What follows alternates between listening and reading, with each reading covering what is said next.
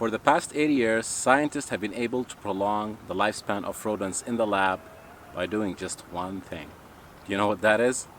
Stay tuned in this video to get to know about this system and much, much more. Hi, this is Dr. Ahmad and welcome back to another episode from Health and Nature. Now today, I'm going to talk about the anti-aging cleansing system in the body, how it works, and what you can do about it.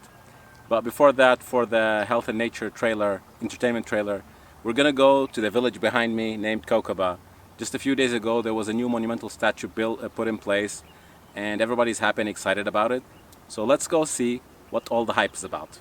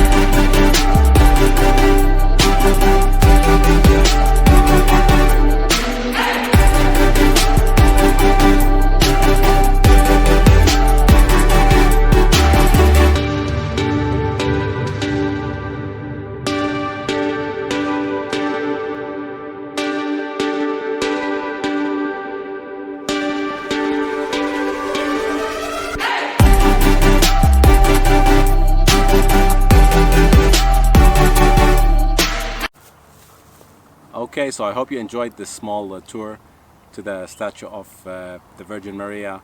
And to me, it was wonderful with the family. A combination of spirituality and nature, very, very powerful. The ultimate dopamine boost. So if anybody has the chance to come visit, you're more than welcome. Okay, so let's go back to today's topic. And just as a start, I'm going to tell you that in 2016, Japanese cell biologist Dr.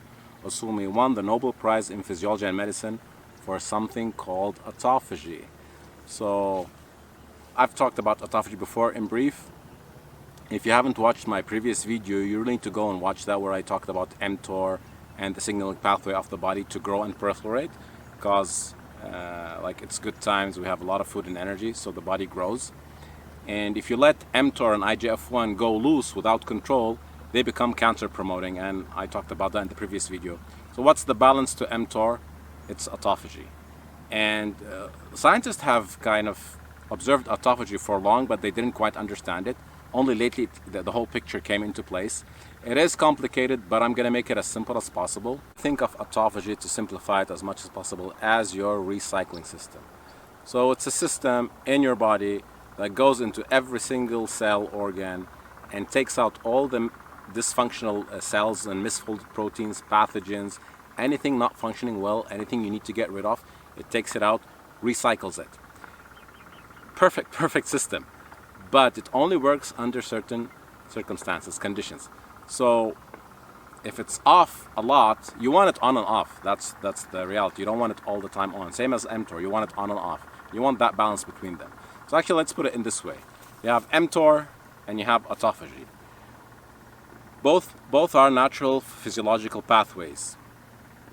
They can't be both up at the same time and both down. When one's up, the one's down, and vice versa.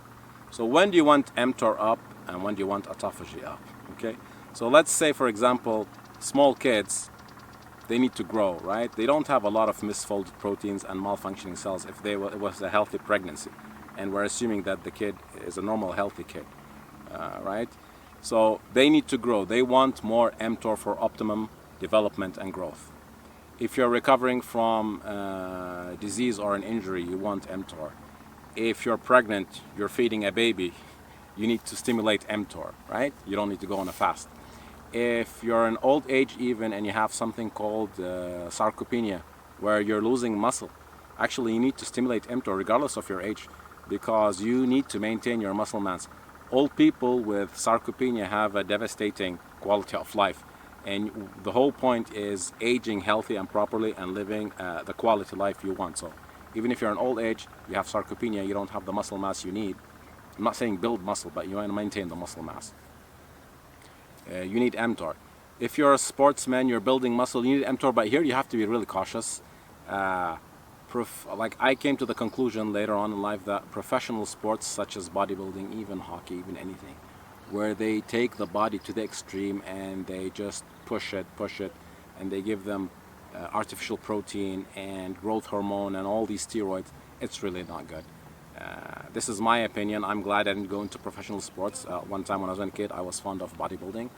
Now, as I started in the first video, I said scientists can successfully prolong the lifespan and significantly, like 20-30% of rodents in the lab, just by doing one thing, which is calorie restriction, meaning they don't give them enough food as they want. And this has been repeated maybe hundreds and thousands of times throughout the past 80 years. So it's pretty solid. And the reason is autophagy is always on. When you don't have a lot of food, enough energy, your body triggers autophagy to go in and recycle the proteins. But the body's smart. What it does, it goes recycles the bad ones, which have like the dysfunctional ones. It leaves the good ones alone and goes to the bad ones. Only if you go too long without food, then you'll go into eating your own body, which isn't good. So everything's in balance. Now, in the previous episode, I talked about the Laron syndrome people and a little bit about the blue zones.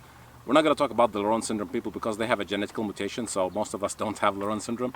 And just as a side note, in the past episode, I mentioned that the doctors V. Laron who discovered Laron syndrome, and it's named after him, I said he had a bunch of kids with dwarfism. It wasn't kids, it was his patients. Just as a side note.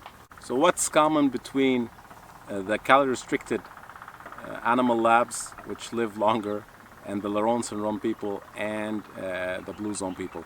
They all live a long, healthy life, longer than average, with practically no diseases, especially cancer and diabetes. These are the kind of the culprits, heart disease, etc. So why is that? Why is that giving people less food or not eating as much as we need prolongs your life? It's because it triggers autophagy. What triggers mTOR and stunts autophagy is three main branched-chain amino acids: leucine, isoleucine, and valine. To a little bit of extent also tryptophan, but these three are very mTOR promoting, IGF mTOR promoting, so they stunt autophagy. In some situations, God forbid, if you have cancer, you want to really stay away from them because they can interfere with the therapy. Say in one example, in 2019, it was reported in the Journal of Nature that women being treated for breast cancer can lose their response to a chemotherapy drug such as tamoxifen if their diets are high in leucine, because leucine turns mTOR, which increases cell division and proliferation, which actually in cancer, that's the main thing you want to stop. So it depends on the case. And as I listed, when you want mTOR up and when you want autophagy up, in most of your adult life, you want a balance between more mTOR and autophagy.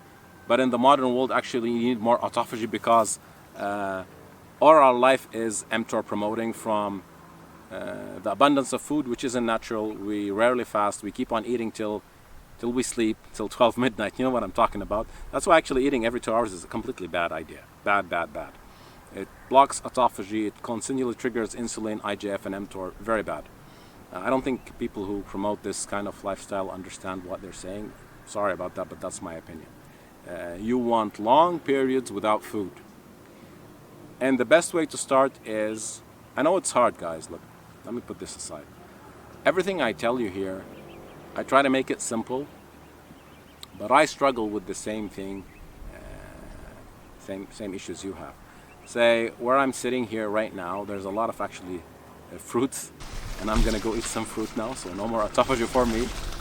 But I always keep it in mind.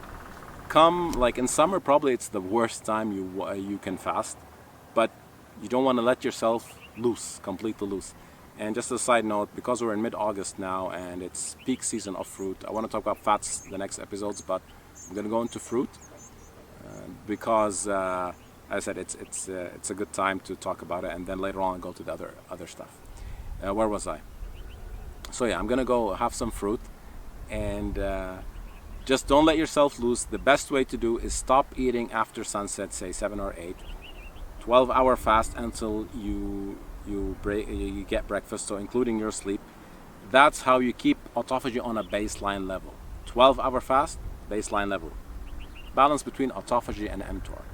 But most of us, as I said, need more autophagy because we're full of dysfunctional cells and crap from the diet we eat and the lifestyle. So you want to start to go into fasting slowly. There's a lot of good YouTube videos about fasting. I will go into them later. It will be too long if I start it now. Any implementation of intermittent fasting, calorie restriction, the correct ketogenic diet, and that's what I wanted to say. Come the fall, winter, I've trained myself to go into ketosis. I adopt a ketogenic diet high in fat, not protein. That's what a lot of people have a misunderstanding. I will go into that as the season progresses. So now we're in August. No, not a lot of fasting because of the good stuff here. And then come the fall, winter, you will see, I'll take you with me how I live my life and how you can implement it. It's not hard, but you need to keep it in mind. Take baby steps. Start by the 12-hour fast, very simple, and then slowly go into 16-hour fasting, and you'll reap a lot of benefits just by doing that. I hope you got some benefit from today's episode. I think autophagy is one of the best things we can implement, trigger autophagy in our life. It's the best thing, it's free. It's all in your body, it works for you. Just let it work, don't disrupt it. In the end, if you want any private consultation or health coaching, shoot me an email on the email below. If you want to support the channel, go to the link, buy me a coffee. And you can also follow me on my new Instagram page. Until then, stay tuned for the next episode. This is Dr. Madel Hammer. Take care.